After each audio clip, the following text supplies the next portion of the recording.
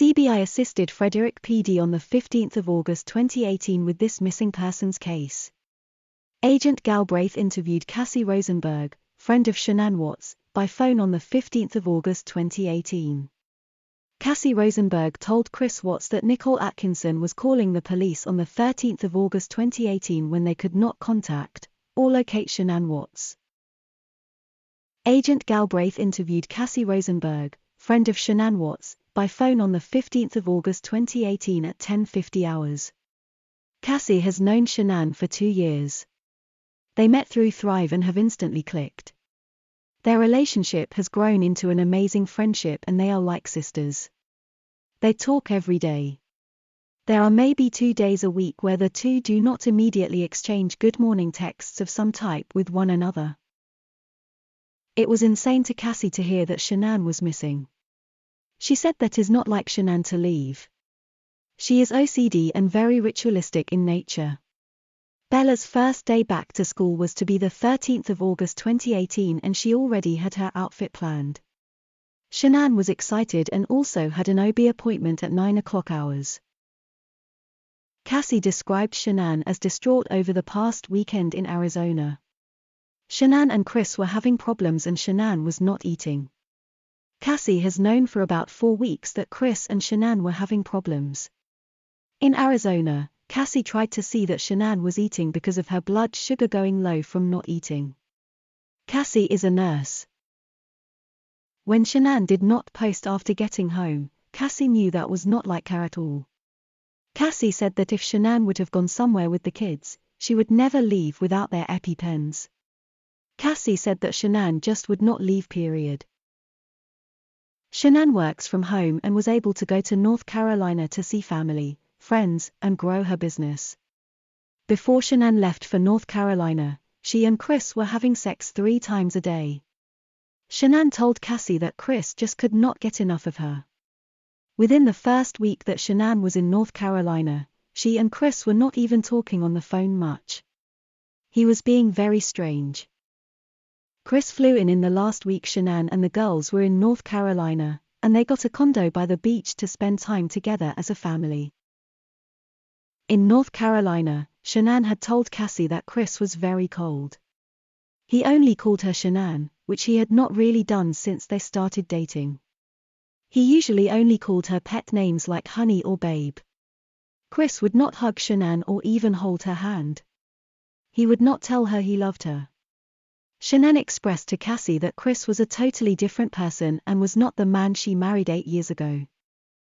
It was Chris that wanted a 3rd child. He is the one that talked Shanann into having a 3rd child. Based upon the information that Cassie gathered from Shanann, Cassie and her husband Josh both believed that Chris had probably been cheating on Shanann, but Cassie did not tell Shanann that she thought that. Cassie told me about a situation in North Carolina that resulted in an argument between Shanann and Chris's mother. It involved his mother having nut products and Shanann decided she would not bring the kids back if they were in danger there, with Celeste's nut allergy. Chris's parents blocked Shanann on Facebook and they did not attend Celeste's birthday party in North Carolina. The last week Chris and Shanann were in North Carolina, he told her that he did not want the 3rd baby, was not in love with Shanann, and did not care about Shanann or the baby. He told Shanann that he had thought having a 3rd baby would fix things. Once Shanann flew home to Colorado, she only texted Cassie because she did not want Chris to know she was discussing their problems with others. Cassie said that Chris is the submissive one in the marriage. Shanann had decided not to push Chris on the matter. Shanann set up a trip to Aspen for the weekend after Scottsdale, so that she and Chris could have us time. Before going to Arizona, Shanann had an ultrasound that revealed the gender of the baby Shanann was carrying. Nicole Atkinson knew the gender and planned a gender reveal party. Shanann asked Nicole to tell her the gender because she felt Chris was going to leave her and she needed to feel happy. Chris and Shanann decided to have their own gender reveal ceremony together, which was recorded and posted on Facebook. Cassie and her husband Josh noticed that Chris smiled, but was not excited based upon his expressions.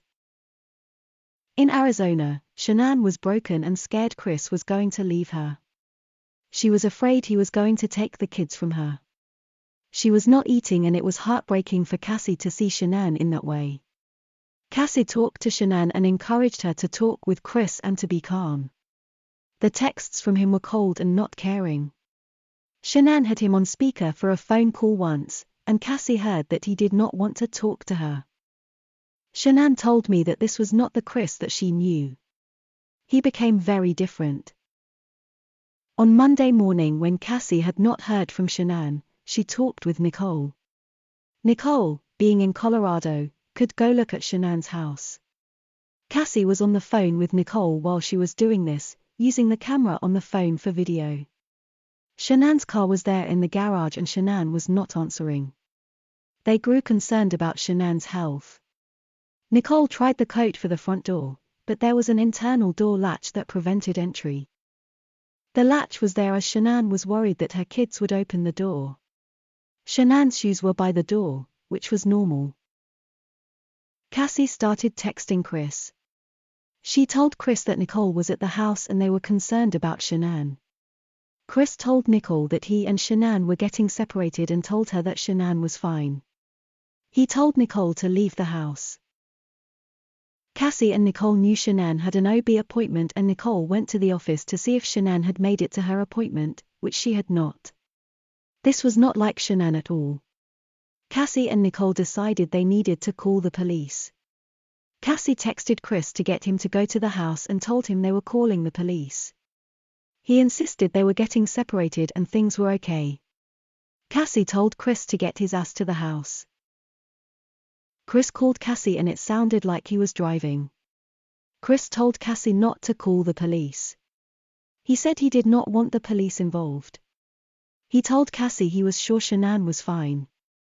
Cassie warned Chris that if he was not there in 30 minutes, she was calling the police.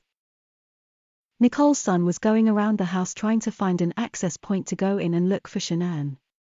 20 minutes passed and Cassie finally told Nicole to just call the police as they were wasting valuable time if Shanann was inside needing help. The police arrived and it had been 45 minutes. Chris should have already been there in Cassie's opinion with him driving from work. Before police were about to bust the door to make entry to check on Shanann, Chris was reached by phone and denied entry as he was right around the corner. When Chris arrived, the police, Chris and Nicole went in to check for Shanann. Shanann's phone was located. Cassie insisted that Shanann would have never left her phone and would have never left the kids' medication in the cupboard, if she left the house. Shanann's purse on the counter did not add up to Cassie either. Cassie insisted that if we found out where Chris's truck went that morning, we would find Shanann and the kids. Cassie said that Shanann would not have left without contacting her or other friends. Shanann was an open person and would tell someone. Cassie knew of no problems Shanann may have had with other persons. The only person in Colorado aware of Shanann and Chris's marriage problems is Nicole. Cassie felt like Shanann would go there if there were problems with Chris and Shanann had to leave. I asked about Chris's Facebook account and activity. Cassie said that Shanann would post for Chris. He never posted. He deleted his Facebook account while Shanann was in North Carolina. Cassie thought that Chris probably cheated on Shanann and deleted his account because of that. Shanann was looking forward to the first day of school on the 13th of August 2018. She tried to change her flight to arrive home earlier, but it was going to be $300 more. Shanann said she was going to be exhausted. Shanann wakes up with Chris every morning at 4 a.m. for her morning routine. She showers, gets ready for the day, gets the girls up and makes them breakfast and makes the beds. Cassie knew the kids' beds were messed up when Nicole went inside the house with police looking for Shanann. Cassie said that was definitely not normal. Shanann would have made the kids' beds. Concerned with the explanation from Chris about Shanann's whereabouts, Cassie said that Addie told her that Chris said Shanann left in the middle of the night. He supposedly told Nicole they were at a play date. Cassie told me that Chris was never involved in matters such as contacting the kids' school. Only Shanann handled contacting the school. Primrose is a very nice school and Shanann fought hard to get the kids into it. She would never risk losing their spot by not showing up for the first day. Cassie checked her text messages for dates pertaining to Shanann. Cassie believed Shanann was in North Carolina, from the 27th of June 2018 through the 7th of August 2018. Cassie told me that Chris did not sound worried when she was talking to him by phone on the 13th of August 2018, when she was trying to get him to go home, to go into the house to check for Shanann. Cassie said that she was cussing him out trying to get him to go there. Cassie said that Chris later that day called her husband Josh, to ask if he looked bad in the situation. Josh told him that he does and encouraged him to cooperate and to give police his cell phone and his truck. He asked Josh if he should go to work the next day or not. Josh told him it was up to him, but probably not since his wife and kids were missing. Josh and Cassie decided that something was wrong and that Chris was not the guy they knew. I asked Cassie if she knew anything of Chris and Shanann considering selling their house. Cassie told me that in Scottsdale, Arizona, Shanann mentioned that Chris had oil field insight and new wells were going to be drilled around the area of their housing area. This will cause their value to drop, and Shanann said Chris wanted to sell the house before the wells were drilled. Shanann said that they themselves were not worried about living near oil wells. She said she loves her home and did not want to leave it. Cassie told Shanann to talk with Chris about it, and she said she would, and said again how she loves their home.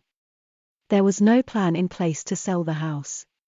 Shanann said she planned to talk with the realtor and Meadows and help them get into the home they live in now. Cassie said that when Chris got to North Carolina, Shanann said he was very cold and did not hug her or anything. They had not talked much while she was there. Shanann thought that it was at first because of an argument between Shanann and Chris's mom.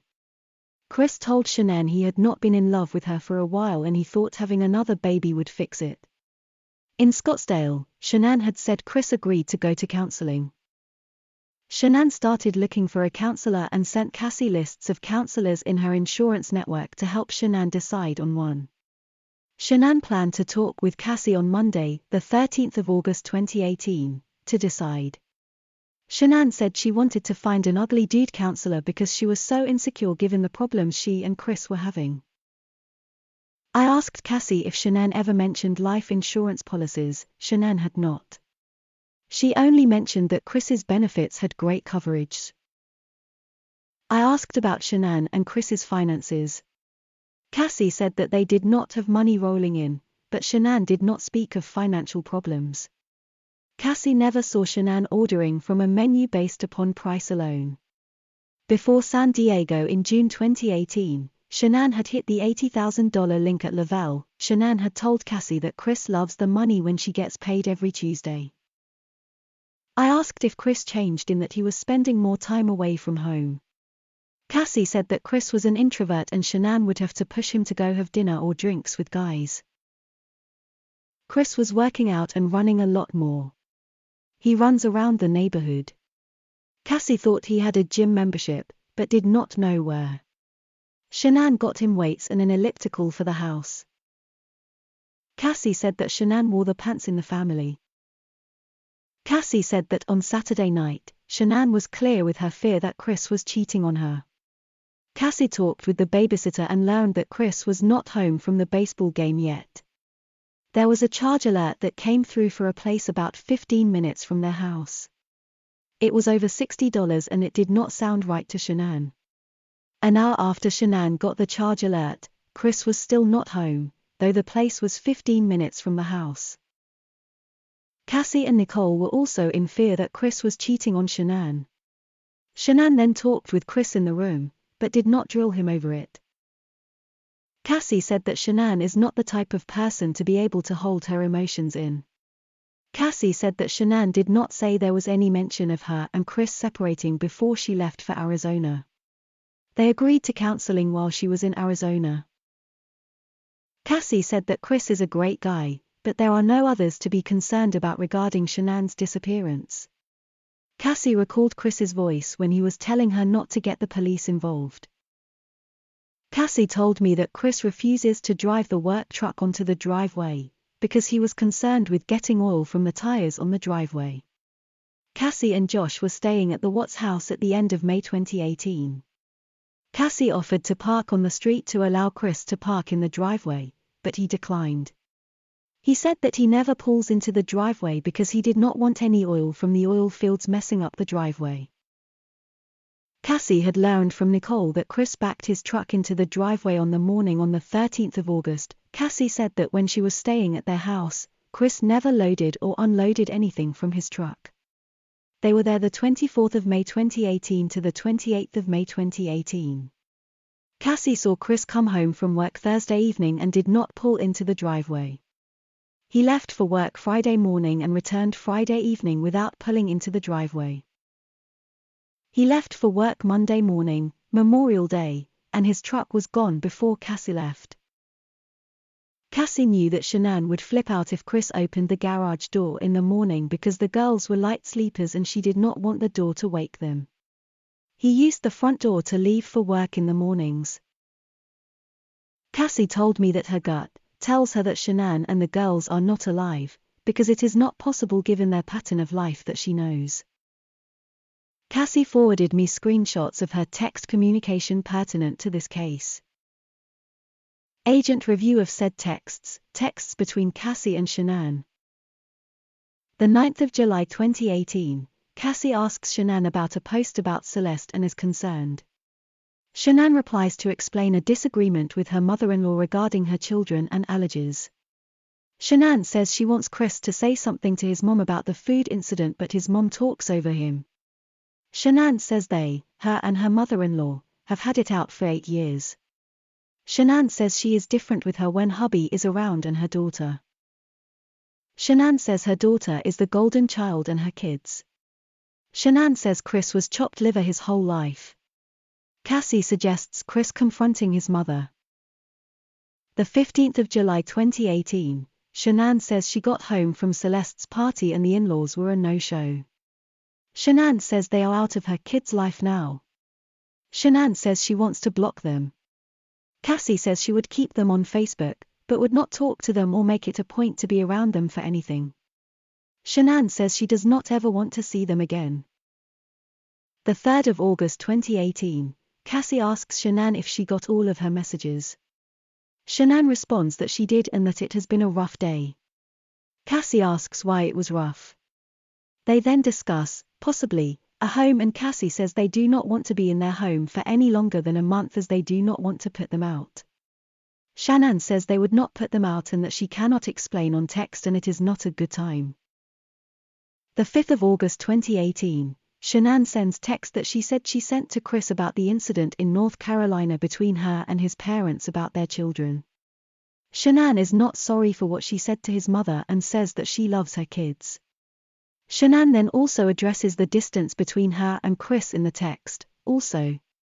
She texted, "From the day I left. You never said I missed you before I said it. Something changed when I left. You may be happier alone and that's fine. You can be alone. This pregnancy you have failed to acknowledge it or to acknowledge how I'm feeling. The first trimester is the scariest and most dangerous, yet we can lose this baby at any point till delivery. I'm not going to be treated this way for having the balls to protect our family and kids. I should get a gold ducking medal for handling it the way I did. Because I had a lot of choice words I wanted to say to her and your dad for his stupidity. No one stands up to your mom and dad for that. He's just as guilty by not doing anything. I have nothing to do with him. Stop sharing memories of his grandkids. What does that have to do with me? I am their mother and I will protect them. I have enough to worry about with the world out there. I'm not going to worry about family. I will just remove it." Shanann told Cassie that is what she texted Chris in the middle of the night. Cassie asked what Chris said and Shanann said he said nothing, and then she said he replied that he loves the kids. He asked Shanann if the kids could see his parents and she told him no. She said she is standing her ground.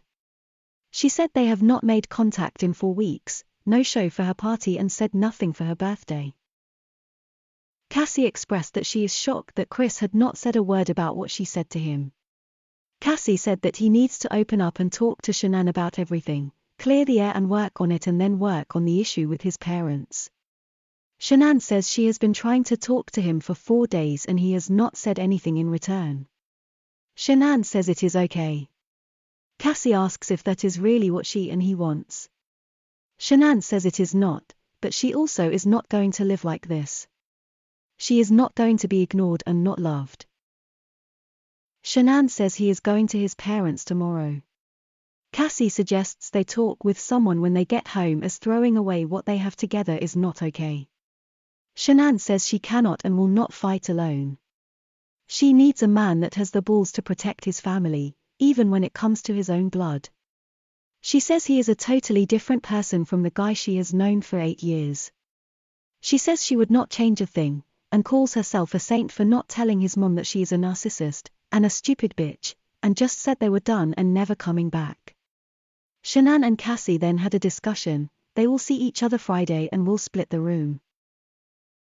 The 6th of August 2018, Shanann says she is dizzy, lightheaded and nauseous. She then says she has not pooped in weeks due to constipation. She sends a screenshot of her flight itinerary, the 10th of August 2018 7 o'clock hours, Denver to Phoenix. The 12th of August 2018 20:45 hours, depart Phoenix. There is a do not disturb while driving text from Shanann to Cassie. Shanann replies that Chris is driving, not her. She said they were headed to see his grandma, and then she was taking the girls as he goes to his parents. Cassie asked if he was going to talk with them about the issue and work it out. Shanann replied, "Who knows? You can't protect someone you're not in love with anymore. He doesn't have the balls." She tells Cassie that his parents do not love him the way he loves them, and that he is wanting their love and attention so much and they do not give it. He is seeking their approval, according to Shanann. Shanann said she had texted him that on the previous night after she could not take anymore. She told Cassie that she knows he is not good at conflict and avoids it at all cost, and is better at writing his feelings than talking about them at times. Shanann planned to see how he was that night. She told Cassie she told him that life is about making tough choices and that he cannot fight for someone he does not love. She told him he was going to have to step out of his comfort zone and defend and protect his family. She said that all he said was that he knew. Cassie and Shanann then had a discussion about Cassie feeling sick and making sure Nicole orders lunch and a headshot if she wants, and RSVPs. The 7th of August 2018, Cassie asks Shanann how everything was after Chris was at his parents' house. Shanann replied that it was a long story and that she was in the car on the way to the airport. She says she will call Cassie tomorrow. The 8th of August 2018, Shanann texts Cassie a photo of a house for sale and they discuss mortgage issues as Cassie has a foreclosure on her history. Shanann shares that Celeste is £37 and Bella is £40. Cassie asks how the ultrasound went. Shanann replied, "He said we are not compatible anymore. He refused to hug me. Said he thought another baby would fix his feelings. Said he refused couples counseling." Cassie said that was a load of shit, and Shanann said she cannot take anymore. She said he said that he had a lot of time to reflect his feelings and that he said a few months. Shanann did not get it. She said that he has never called her Shanann till this week. She said that Nicole knows. She told Cassie she wants to know what fucking changed and there were no signs of anything wrong, 0. There was sex all the time, talking, going places and doing things. He just says he does not feel it anymore. Shanann asked Cassie how she makes him feel compatible again. Cassie asked if there is someone else and Shanann told her, he says no. Shanann asked if she should call Mark to talk with him, stating that he talks. Cassie tells her that she can. Shanann apologized and said that Bella came into her bed and did not even ask where Chris was. She said she thinks she, Bella, senses she is in pain. The 12th of August 2018, 13:38 hours, Colorado time, Shanann sends a list of counselors to Cassie. Monday the 13th of August 2018, 900 hours, Colorado time, Cassie texts Shanann asking how she is doing. No reply. 10:03 hours, Colorado time, Cassie texts Shanann that she is worried. No reply. Texts between Cassie, Nicole and Shanann. This is a group text thread. The 8th of August 2018, 9:52 hours, Colorado time, Cassie texts Shanann and Nicole to ask if they would still be her friend, if she lived in Boulder. After 6 texts about that, Shanann asks Nicole to tell her the sex of her baby, saying she needs happy news. They arrange for Nicole to tell Shanann in person and Cassie wants to FaceTime it with them. Shanann tells Nicole to come early and that she is up at 6 a.m. Nicole asks what time Chris leaves. Shanann replies, "Dude, I need sex, 6 a.m, come whenever in the morning, just not 11. Nicole asks what is at 11 and Shanann replied, "Too long," and a laughing emoji. They agree to around 7:30 to 8 o'clock. Shanann texts to ask or tell someone to text Taylor about cancelling the reveal. Nicole said she texted Taylor. Shanann tells them not to slip on Facebook as she does not want anyone to know right now because Chris will then know and she wants him to want to know. Cassie replied, "Fuck him." "Yep, I said it." Shanann replied, "I agree, Cass." Both Nicole and Cassie agreed to not post on Facebook. Shanann replied, "Please no. He doesn't deserve to know. He doesn't even want it. Jackass. He's such a fucking liar. He said I think it would be great having another. He wanted this. He started the convo. You don't get me pregnant and not love me. What's that going to do?" Nicole encourages Shanann, stating that she is one of the strongest people she knows, and knows she will get through this. Shanann replied, "Fuck him. I am nowhere near perfect but I love unconditionally, I give my all. I do so much as a mom and wife. More than 90% of women out there. This fucking sucks so bad because I do love him and his ducking flaws." Cassie encouraged Shanann and Shanann replied, "This was a total slap in the face, stab in back to the heart. I can't afford 3 kids alone in Colorado." Cassie and Nicole encouraged Shanann and Shanann told them she loved them. They start chatting about Cassie and Josh moving into the house with Shanann. Shanann says the house is in Chris's name. They discuss that the court would make them sell it before Chris just gets it. They encourage Shanann further. Shanann replied that masturbating is an awesome stress reliever with a laughing and I don't know emoji. Shanann said that when she asked him for a hug and to hold her tonight just for a minute, he said he couldn't right now. Shanann said he's not there right now. Shanann sent a screenshot of what appears to be her texting Chris, "Today, 6:09 a.m, do you want to find out together with me tonight on the baby's gender?" Chris replied, "Yes," and Shanann loved his reply with a heart emoji. Shanann replied, "Please take 5 minutes today to write me and tell me how you are feeling. I love you, Chris, more than you know." Shanann texted that she offered it to him this morning and told Cassie and Nicole, "I need us to work. And if he's wanting to know with me, I'm willing to wait. Can you put it in another envelope? I'd love to still see you." Thursday the 9th of August 2018, 17:29 hours, Colorado time, Cassie texted that her interview went amazingly and asked what happened with Shanann. Shanann replied that she was talking with Chris and would text them later. 20:49 hours, Colorado time, Cassie asks Shanann and Nicole how they are doing. Shanann replied that Chris wants to move to Brighton. Shanann texts, "Nicole Watts, we are not telling the world to Monday, tonight has been the best talk yet." Monday, the 13th of August 2018, 1:25 a.m., Colorado time, Shanann texted, landed with 3 sleeping emojis. Texts between Cassie and Chris, Monday, the 13th of August 2018, 12:43 hours, Colorado time, Cassie texts Chris to tell him she is worried and knows they are having problems, but she has never seen Shanann so broken to the extent that she is worried. Chris replied to Cassie, "She went to a friend's house with the kids.